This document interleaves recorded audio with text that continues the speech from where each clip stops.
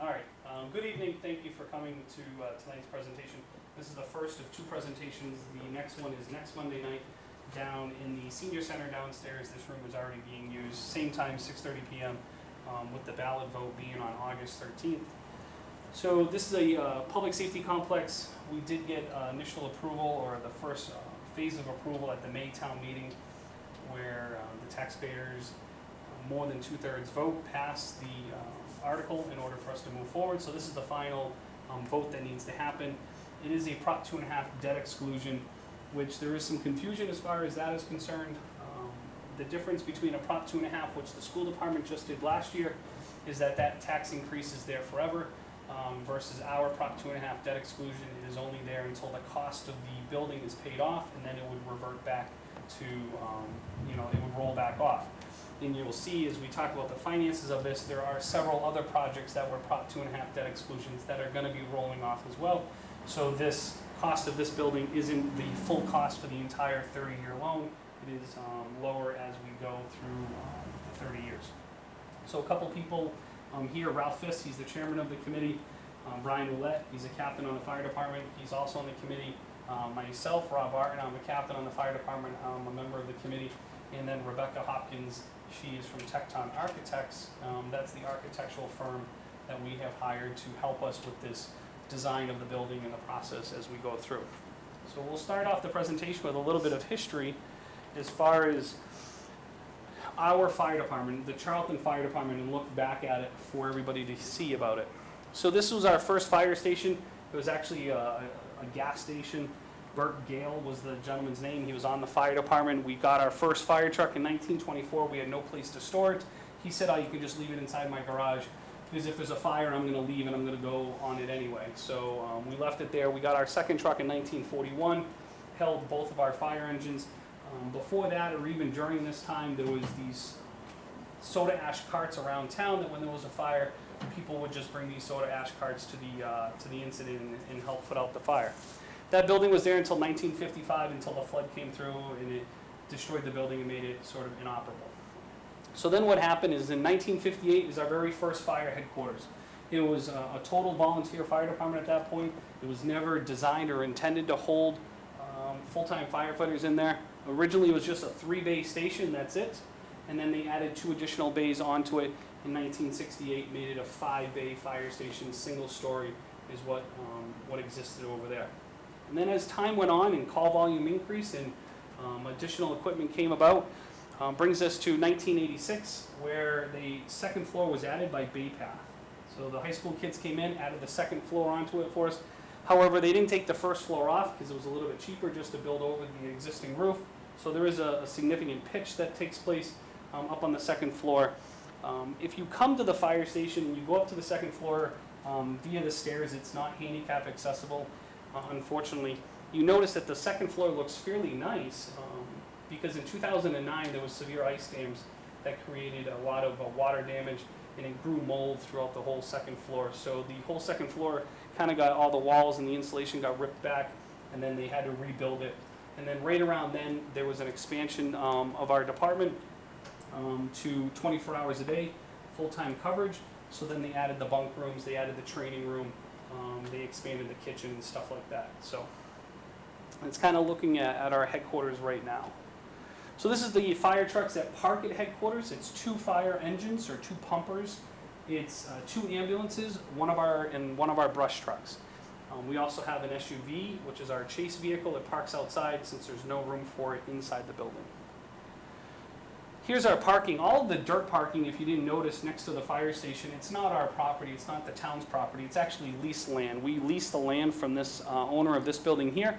He allows us to park our vehicles in the dirt area since we don't have enough parking spaces. We only have enough parking spaces for 4 cars on the paved area, so he has graciously allowed us to do this.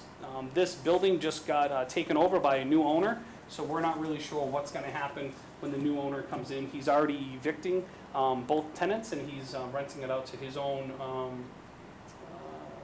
tenants, so we don't know really what's going to happen as far as if he's going to renew the lease or not. Our fire headquarters was never designed to hold the apparatus, the size of the apparatus that we have in place now. Apparatus has grown over the years, And unfortunately, that just means that the wall has shrunk. So these yellow hoses that are hanging down, that's our vehicle exhaust system. So if that side ambulance door was open because there was somebody trying to get inside the vehicle to check something, you wouldn't be able to walk by. The other problem is with this is our fire engine right here, with a person trying to get his turnout gear on right here. If my turnout gear was on the other side of that gentleman behind him, I have no way of getting around him to get my turnout gear on. We are unable to open up our compartment doors and actually take the equipment out and clean the equipment unless it's nice weather where we can actually pull the truck outside and do it outside. But inclement weather, it stays inside just because of the lack of space.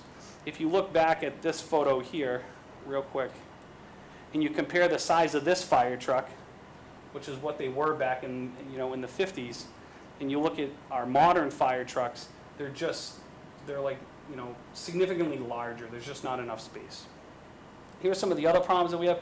We have cramped storage for our essential life-saving equipment. So this is our storage closet that holds all of our spare SCBA packs, our life-saving SCBA packs that cost about $5,000 a piece. They're just stacked on top of each other up there with all of our spray paint and all our chemicals and our DEF fluid. And on the other side of that room, so if I'm looking this way and I just turn completely around, it's all of our spare EMS equipment for the ambulances. It's all of our bulk storage. This is our life-saving ice water equipment. It's just stuck in the corner next to this air compressor. There's just no other place to put it. So in the event, come wintertime when we have an ice emergency, it needs to be at headquarters so that way we can get it in the ambulance fairly quickly and get it to the scene. We have our washer and dryer here. It's just shoved into this corner next to this hot water heater. And they've actually had to make the room larger in order to even fit that washer and dryer inside that room.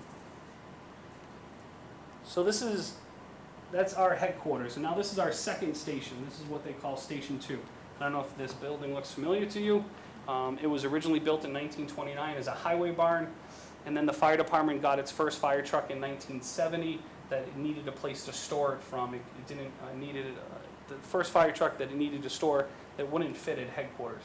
So they talked to the highway department at that point and they said, hey, can we use one of your bays? And they said, sure, that's fine. And eventually we took over all 4 bays, and this is actually the building now. Again, this building was never intended to be a fire station. It is just a 4-bay garage that holds 5 apparatuses.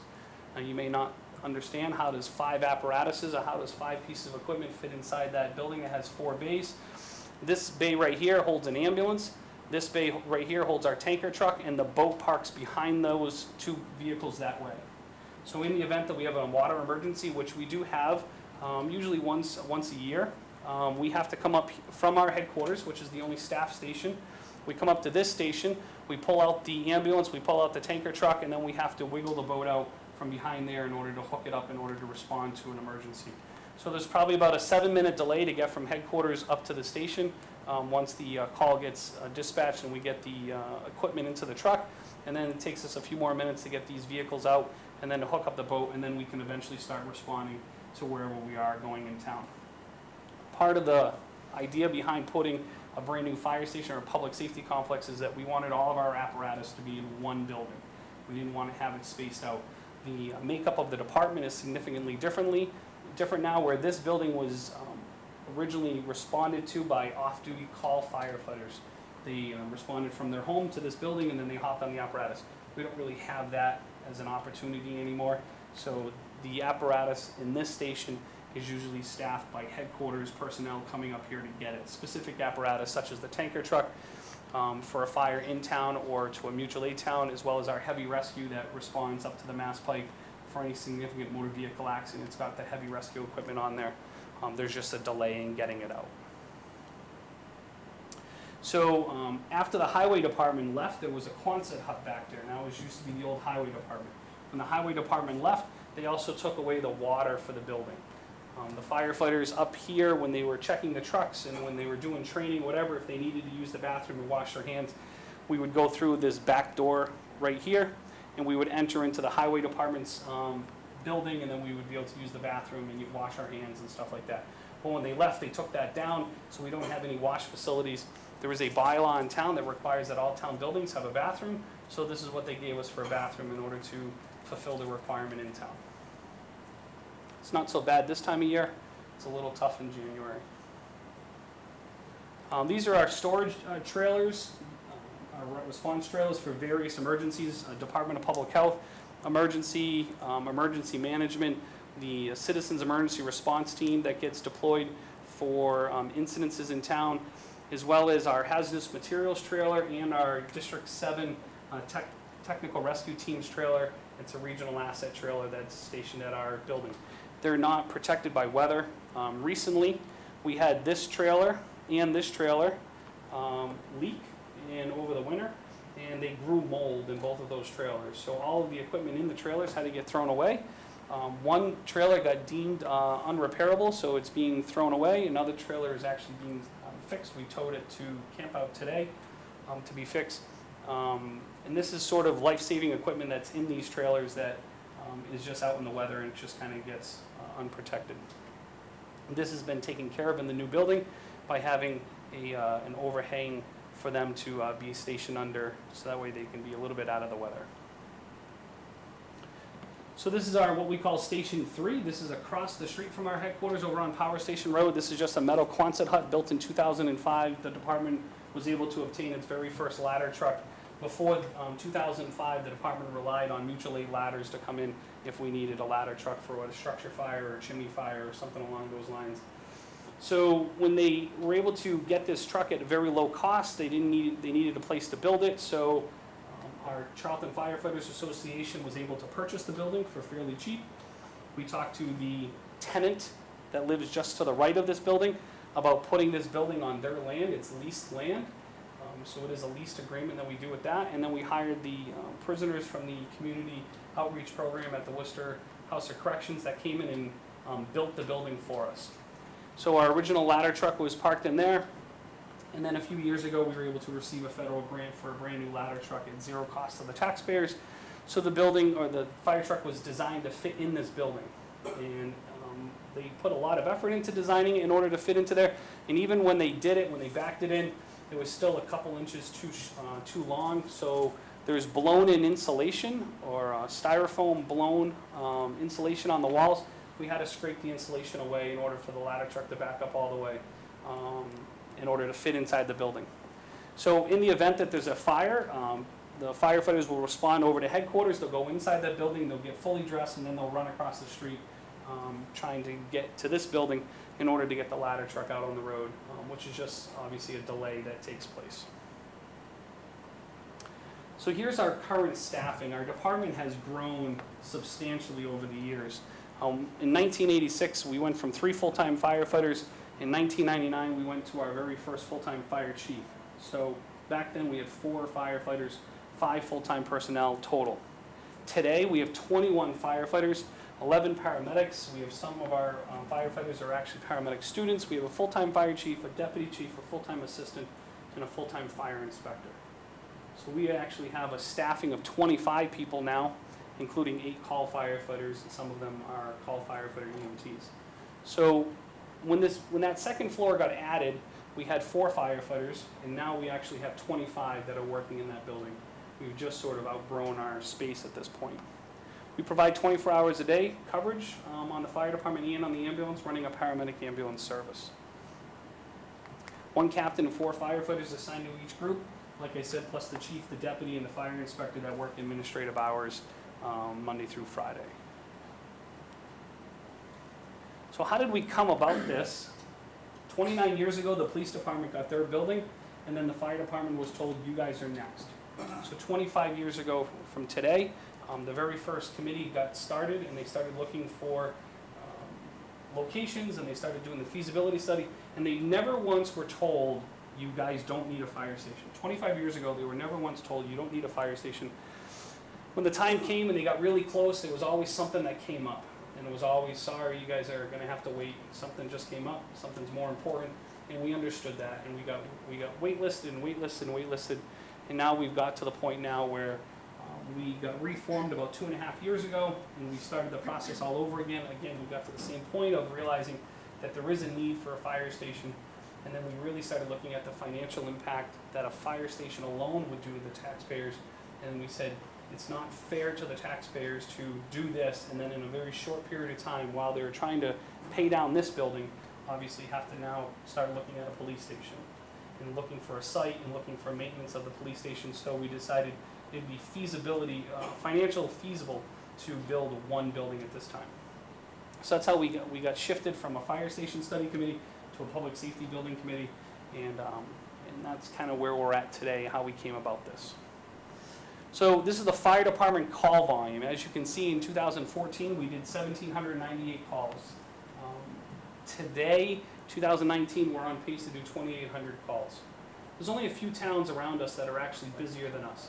The town of Auburn is busier than us, the town of Southbridge is busier than us, and then it's us. That's kind of it. South of Worcester, the city of Worcester, we're the third busiest town that exists. Our call volume just continues to climb every year. We keep increasing our call volume by about 8% of our calls. And it's just through the age of the population. There's this small, very tiny facility over on Masonic Home Road that we tend to go to a couple times. And it's just the way the town is, the growth of the town.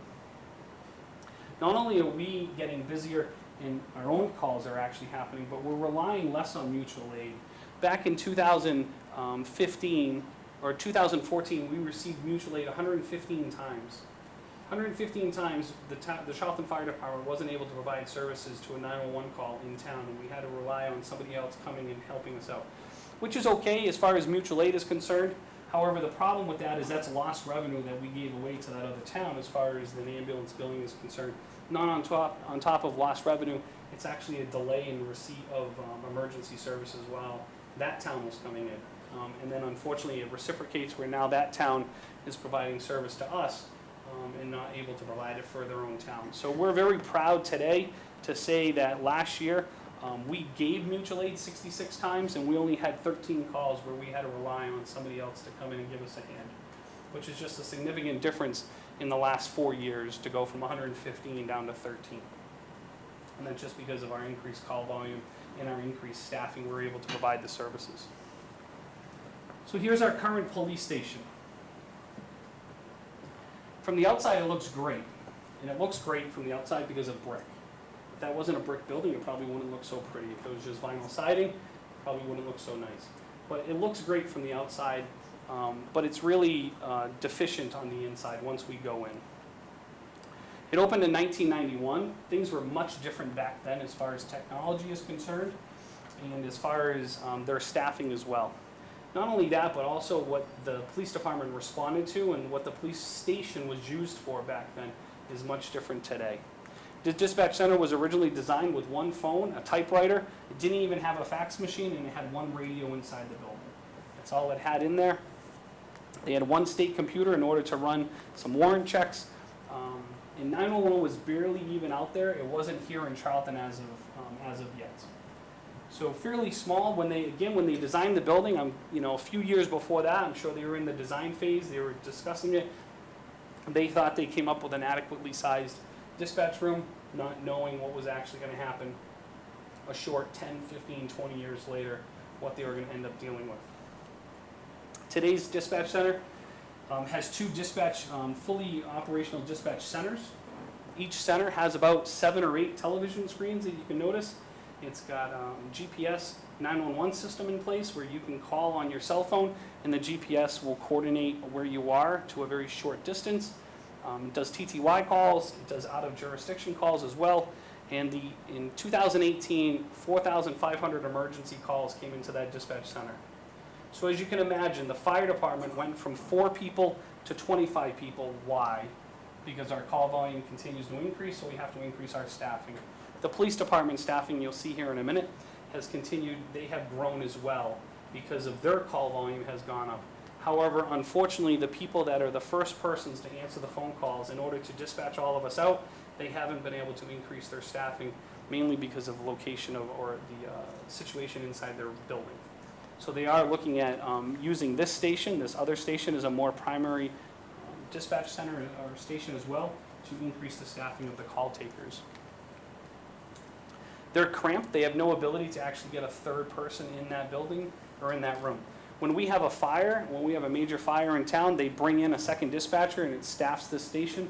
However, the actual number of calls continue to come in even though we have a fire that's going on. So they lose that ability of that additional person helping them out. So the current police station, this is the modern day dispatch that we've designed into the building. It's designed for 3 stations in this building. It's designed for not only the staffing that we need today to handle the calls, with 1 dispatcher 24 hours a day, maybe another dispatcher almost, part-time we'll call it, but they also have a 3rd dispatcher in that place as well in order to handle the additional load of calls that may occur over the years, which they unfortunately didn't plan for 29 years ago. There's also another greet station right here. So in the event that there's someone sitting there and someone comes to the window because they need a report or something, this one dispatcher who's in the middle of something pretty urgent for either police or fire, they're not going to get disturbed. There's going to be somebody there that's going to take care of them. In addition, we have a command center, an emergency operations center, a break area for the police department, for the dispatch as well in this area. Right now, for a dispatcher to get up and leave to go and use the facilities, they actually have to walk more than half the distance of the building in order to use the bathroom. Where, unfortunately, if the police department has an emergency radio traffic or the fire department's out, they don't have the ability to leave that room. So now what we've done is we've actually built a facility right for them inside their dispatch center. So here's their current facility. They do lack adequate facilities for their personnel. Cells are aging and they're breaking. This toilet or this cell room is out of service because this toilet is broken. And 29 years ago, they're having trouble finding parts for that. They've actually taken parts off of other equipment to actually use into this one. Not to mention that every time it rains, there's a significant leak. Now somebody says, well, why don't they just fix it? It's probably simple, just put a new roof on and stuff like that. And it is probably simple, but it is very costly, and there's no money right now in the budget to actually repair this. And it's really just putting sort of a temporary fix on a 30-year-old building. The lockers, these are the prisoner lockers, and these are the dispatch lockers. I'm sorry, flip it around. The top lockers are for the dispatchers, the bottom lockers are for the prisoners. So you as a dispatcher, you come into work, you use one of the top lockers to store some of your personal items, and then the prisoners actually use the bottom lockers as well. And then here's their offices. This is the report writing room for the officers. This isn't just cluttered to make the picture look really more impressive. These are the filing cabinets for each of the officers' desks as far as files and information that they need to have readily available. They've just run out of space as well just because of their increase in number of officers. Here's the lobby area. Lobby area doesn't really look that bad. It looks okay. There's a little lobby area to the left. Has 4 chairs. And then over to the right is the window that actually has the dispatcher's chair right there in that background that you can see. The problem is that the police station in 29 years ago wasn't really used for what it is used today. And what I mean by that is the exchange of children that take place with divorced parents takes place at the police station. The sex offender registry takes place at the police station. The needle disposal takes place at the police station. So just imagine a mom coming in with her couple of kids and sitting in these chairs waiting to speak to one of the officers for whatever reason, and there's another person sitting next to them in one of these chairs, and she has no idea, but it's actually a registered sex offender that's waiting for an officer to come in to actually register him, and they're sitting in that close proximity. There's no place to separate them. There's no other area for them to go. They don't actually have a bathroom that's dedicated for that lobby. So if the dispatcher is by herself and a mom has to bring her child inside because there's a bathroom emergency that takes place, she doesn't have the ability to let her in, because once she lets her in, she then has free range to the entire building. So there's no security for them as well. Because again, 30 years ago, we didn't worry about the stuff that we worry about today. 30 years ago, you didn't go to the police station the way that people go to the police station today. It wasn't really intended to have a ton of people going inside that lobby for various items. Prisoner processing, they can only process one prisoner at a time. Recently there was a case in town, I say probably about a month ago, where they actually arrested 3 juveniles, and they didn't have the ability to process 3 people all at the same time. So they leave the other individuals inside the police cruisers that are inside the garage area that's locked, because they have no place to put them. They don't have the ability to process multiple people in this area. So why did they do it like that? Because back then, if you remember, crime rates were significantly lower 29 years ago. There was less accidents, less texting accidents, because cell phones didn't exist. less drug arrests that happened because of the opioid crisis that didn't actually occur back then, and there was less, OUIs. Today's crime is significantly different for the police department in what they're handling and the number of arrests that they're having to take care of. This is their staffing in 1991. 1 police chief, 3 police sergeants, and 8 patrol officers, and 3 dispatchers. So 8, 11, 12, 15 people. Today, police chief, a lieutenant, 4 patrol sergeants plus a detective sergeant, 14 patrol officers, 4 full-time dispatchers, 16 to 20 auxiliary police officers that are just the police officers that have police powers, and they cost the town very little money. They help with details. 1 full-time administrative assistant, a part-time administrative assistant, and their officers, or many of their officers, are actually assigned to specialized teams, which means they have specialized equipment that needs to be stored somewhere. So as you can see, their staffing has increased as well. If they kept their current staffing, their building may have actually been okay. However, their staffing has increased due to the increased call volume that is taking place and the increased crime. So, we come upon the Charlton Public Safety Facility. We went out 2 years ago and we got funding at our town meeting to hire a team of individuals. We wanted to hire the best team that actually could get us to the point that we are right now, and hopefully on August 13th as well. And we went out and we hired an owner's project manager, Kevin Heffernan, who's on the right-hand side. He's from Vertex Engineering. He sort of works for us. He's the advocate for us and helps us and guides us through the project. And then after that, we had to go out and find the best architectural firm that we could find to help us solve this problem. 3 fire buildings, a police station, an emergency operations center in the event of a disaster such as the tornadoes that just happened down on the Cape, a new E911 center, a community room. There was a laundry list of things that we wanted them to be able to fit inside this building, and really, and to some people think the cost is pretty high, keeping it pretty low. We came up with a $25 million price tag with $3.5 million of contingencies built in, so that way we don't have to come back to the taxpayers in the future during this project to ask for more money. And we ended up hiring this great team out of Tecton, and Rebecca Hopkins is here to talk a little bit about the design of the building, how they came about this, and how it's separated, and then we can answer any questions that you may have. So just to touch a little bit further on our team is not only comprised of people from Tecton Architects, but it's also, we partner with Pacheco Ross Architects. Jeff McAravey, who you see on the left, works for Tecton as a principal at Tecton and is the director of the public safety department. He has a long history of police station design. We do have a lot of fire station design as well, but Dennis Ross, who is with Pacheco Ross Architects, is now a division of H2M, has touched probably over 300 fire stations in his career. So the combined experience of Jeff and Dennis, we've been working together as a team for a number of years now, and we found it very successful, is that we can bring both expertises to the table. Our team is also comprised of every engineer, so civil, structural, and an entire MEP team. So as a part of this design process, they've been involved and they've been a part of this comprehensive conceptual design. So just to talk a little bit about the site from a high-level standpoint, located on Massanicum Road, just across from the Overlook. So essentially, as a part of this portion of the project, we do a comprehensive investigation of the site. That includes wetland delineation, land surveying, including topography. We do a traffic impact assessment where we assess response from that site and what impact it could have. Phase 1 environmental, so we do test all the soils on site to ensure that we're dealing with good soils. We don't have any issues that we should be concerned about. We do geotechnical investigations to kind of see where our rock is located, really to understand the cost and to put all of that into that conceptual cost estimate. Full schematic design, architectural and civil. So we really lay that out to understand exactly the ramifications that could have our design, and then what ramifications it could have on our site costs. And again, mechanical, electrical, plumbing, fire protection, and structural all put together design narratives and high-level design schematics of the systems, so we can put all of those into the cost estimate as well.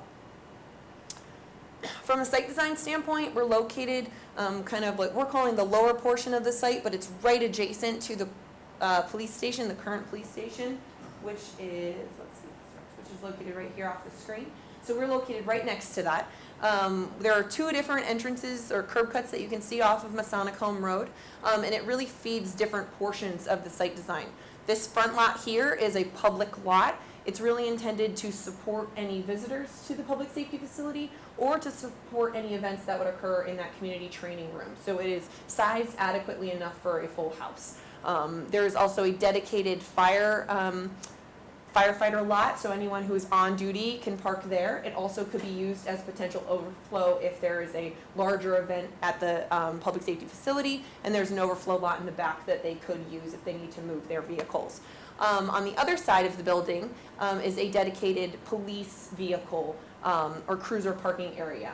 A part of that is covered carport for their cruisers that are parked outside, but there's also direct access where I'll go through the floor plan, but their patrolmen and all of their patrol facilities are right there on that first floor. It gives them easy access out of the building. They tend to be, the heaviest on the building, so the wear and tear can be more, so we like to limit their exit and access to the building. It provides a longer life for the building. The dedicated public entrance is here, right off of that public lot mentioned before. There's also a dedicated fire entrance. Now, all those entrances are open, but we really try to locate them for the easiest access for both departments to function and for the public to be very clear in where they're kind of coming, where they need to go. And I guess I'll just also mention, I'll flip back really quick, there is a lot of excess area, I know Rob mentioned, covering for the trailers, potentially additional training area on site. So we've kind of created, through the topography, created the pockets and opportunities for all of those things as well. So from a floor plan standpoint, this is a very high level delineation of kind of the different groups on the floor plan. So you've got police kind of here, your public shared entity right in the middle, and then you've got fire on the upper right of this floor plan. So I'll just walk you quickly through those sections. So when you first come into the lobby, there's public bathrooms, which kind of a lot of what we try to do with the floor plan addresses a lot of the frustrations and current inadequacies within the fire station and within the police station. Off of that lobby, you have the dispatch, so that main desk would be here, and your dispatch center here. Down this corridor here, you have those private interview rooms. That is the perfect way to separate potential visitors to the station. So if you did have a mother and children or a sex offender who is trying to register, you could separate them there. It's a secure corridor, so an officer could come in. They could also be let in by the dispatcher, and they don't have full access to the entire station. You continue down that hall, you have your main patrol area, like I mentioned, so they're going to be exiting right here to that back lot. And then you have all of your prisoner processing and detention areas with the Sally Port right here. So they would loop in through that dedicated police entrance, then basically access prisoner processing through that Sally Port directly located in this corner. It also gives the dispatchers easy access into this area for their in-person checks. If I were to go onto the other side of the facility on this first floor, you really start to enter into the fire department portion of the building. There's a shared triage room right here off of the lobby. We have found more that someone who has an emergency will sometimes drive directly to the fire station and they need immediate medical attention. So it's very easy for us to plan a small triage room where they could be immediately brought in, and then they could be then taken care of. Then if they needed to be put into an ambulance, they could easily do that. So that's sized appropriately for that. You then have your admin and your radio room here, so they have 2 points of contact to the fire department if you needed to see anybody within the fire department. As you extend down that hallway, you have your administrative suite, and then you basically enter into your response portion of the facility. So we have transition zones at any point where the cold portion of the building and the hot portion of the building meet. Really, that is talking about contamination, so we like to keep those areas very separated. A lot of the contaminants that come in on the turnout gear, you've got all the trucks in there and got all the apparatus. We like to keep that separated. We don't want that coming into the station where you've got clean air and offices, etc. So all of those transition zones are equipped with not only the space and the pressure to keep those contaminants within the apparatus bays, but it helps support that response. Off of the apparatus base, you have the double deep apparatus base here, which will basically respond outwardly. You have support spaces. So you've got your turnout gear locker rooms, you got your SCBA room, you got your work room, you've got all of the storage facilities that meet those needs that Rob kind of touched on off of these. It also includes a training tower where they can do training. Once I get onto the second floor, we talk about the height of the apparatus bay is a great way to leverage internal training opportunities. So we usually, over these smaller support spaces, will create mezzanine space so that they can do internal training, whether it's bad weather outside or it just gives them a different opportunity to train. So when you come up onto the second floor, this again is you've got the main public entity in the corner, and then you've got police and fire. There are shared spaces within each of those police and fire portions, but that's your main public area. Whereas a person from the public, I could come in and have full access to that portion of the building.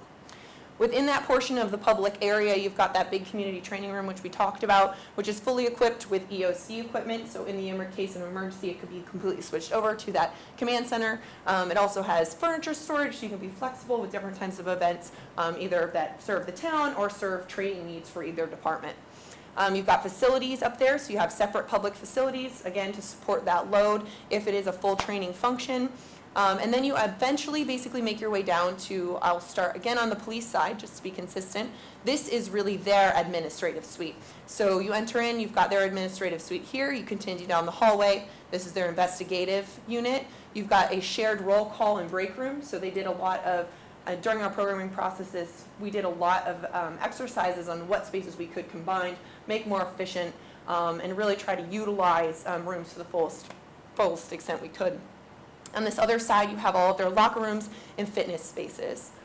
When you come down this side of the hallway and back into kind of the fire department portion of the building, this is their main living quarters. So you have all of the bunk rooms, you have their day room, you have their kitchen and dining, you have a little report room over here, and then you basically extend into an area over the support space in that transition zone so they could respond immediately from that second floor from the living quarters down into the apparatus bay.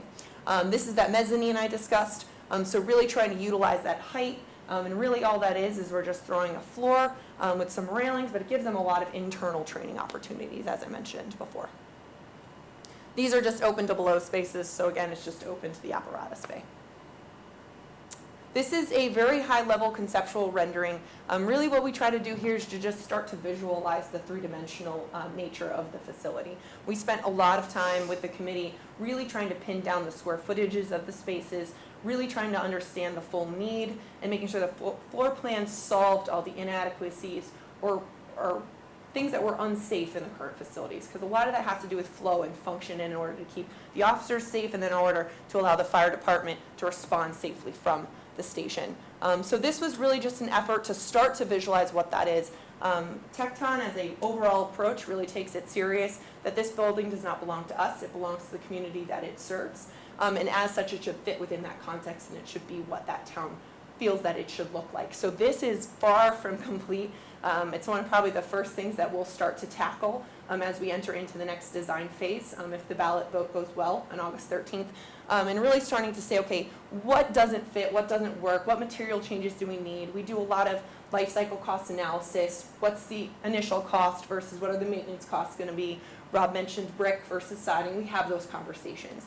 So really this is just a beginning of a depiction of what the building could look like. I guess we can talk about a little bit, Rob's going to talk about a little bit about what could happen to the existing facilities. So this is a question that we've had come up through our other presentations is, well, what are we going to do for the old buildings? You know, what's going to happen with them? So we'll start with Station 2 right there. It's slated to be just taken down, demolished. We believe it's only going to matter of time before it falls down on its own. And then they would just pave the parking lot over and make it into municipal parking for something downtown for a future use plan. Somebody had asked, well, couldn't they sell the lot for a person who wants to put a building up there?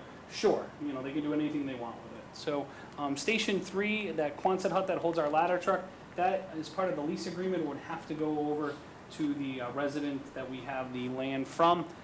They get the land back, they get the building that's on the land. We couldn't move the building anyway, it would be very cost prohibitive to move the building.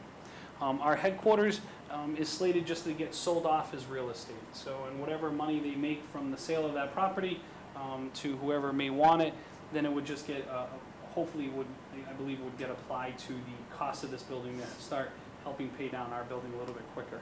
And then lastly is the police station. There's a lot of discussion that's on that police station as far as future uses.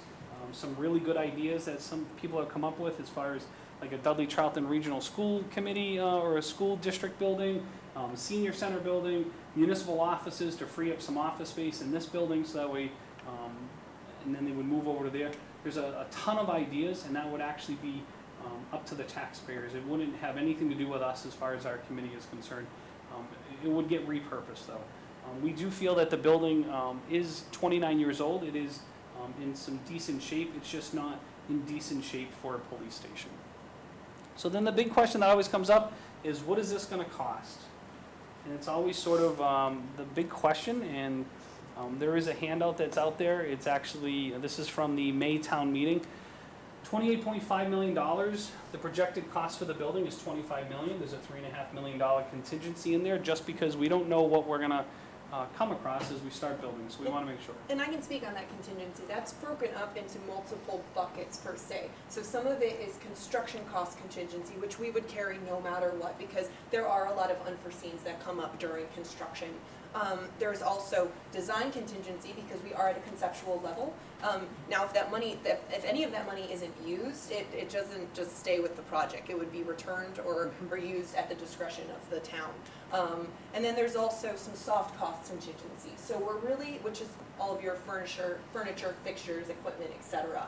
So those are really kind of broken up into 3 different buckets to cover ourselves adequately at percentages that we've carried for a lot of projects successfully in the past. So that's just, like Rob said, a little bit of extra contingency to ensure we don't have to go back to the town, but also to protect ourselves throughout the process.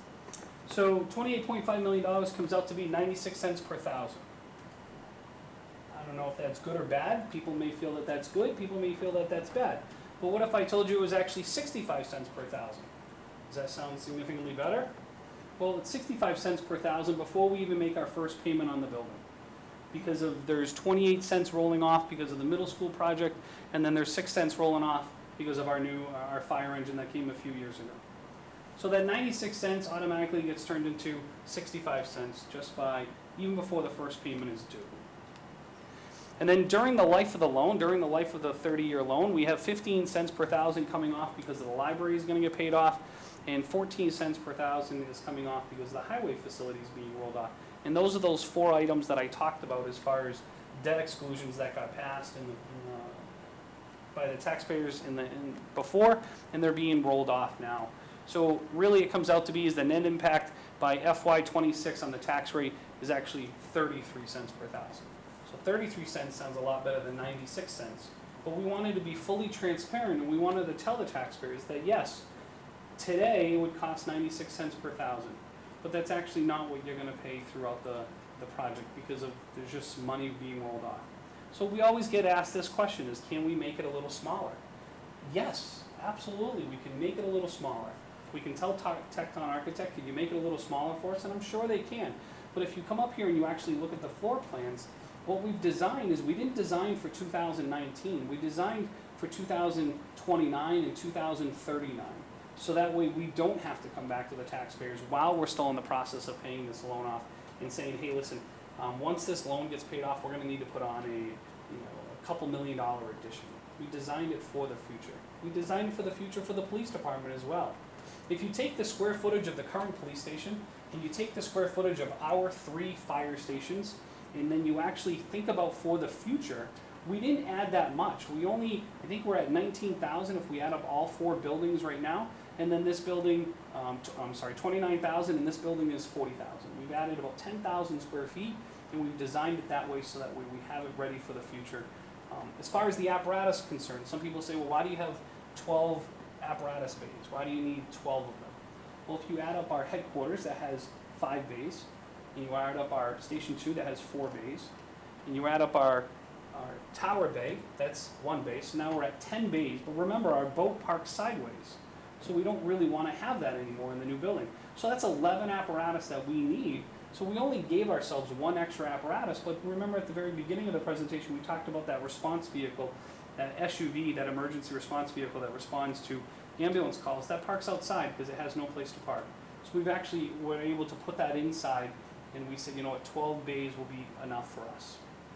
So there's not a lot of space. We did go through the process. Initially, when we did the first schematic design, we were at 47,000 square feet. And that price tag was outrageous. And we said, that's not going to work. It's not going to work. So we have to scale it back. So we did, we scaled it back, we shrunk down rooms, we eliminated some bunk rooms, we eliminated some offices, and we brought it down to what we feel is a reasonable amount of space for today and for the future, but not a ridiculous amount of space where it actually just seems overbearing. So that's kind of how we came about this size. This just wasn't on a whim. So, and this is just another breakdown of the way it looks. So your initial bill pays is a little bit higher, and if you have any more questions, Donna has explained this to me a bunch of times, and it's above my head, right? So I know that your year one, it's $1.18, and then by year 30, it's 61 cents, because of the way that the loan is paid off, and it compounds, and something, it comes out to be about that. So I invited Donna to come to answer those questions, because it is very concerning, and I understand that people are concerned about the cost of this, but the cost of this isn't going to go, if we delay it, isn't going to go down. If we were to go back to when Steve Coleman was on the committee 25 years ago and look at what they were looking at for a building to replace their headquarters then, I'm sure it is significantly less than what we're looking at right now. Even if we were building $5 million and it didn't happen. Even if we were looking just for a fire station. We looked at all of our other, one of the other concerns that we had on the committee is $28.5 million, is that a lot of money? What are other public safety complexes going for? So we looked at Southborough's public safety complex that passed 2 years ago, and theirs is $27 million. What's the population? Same as ours. Same call volume, same number of firefighters, same number of police officers. Obviously a higher tax base. However, the building is the building. The building isn't designed differently based off of money. It's based off of the need. So same as that. Mansfield, same as ours. Foxborough, a little bit bigger than ours, but they're a bigger department than we are. There was a couple departments that were a little less than us, but we're talking like maybe $1 million less. But those were years ago. We recently got compared to the town of Leicester. Leicester just built their fire station for $9.6 million. That's one fire station. They have 2 other fire stations. That doesn't include their police station. They don't do their own 911 center. They don't do their own 911 communications. That's done by the city of Worcester. So it's really hard to compare us to that.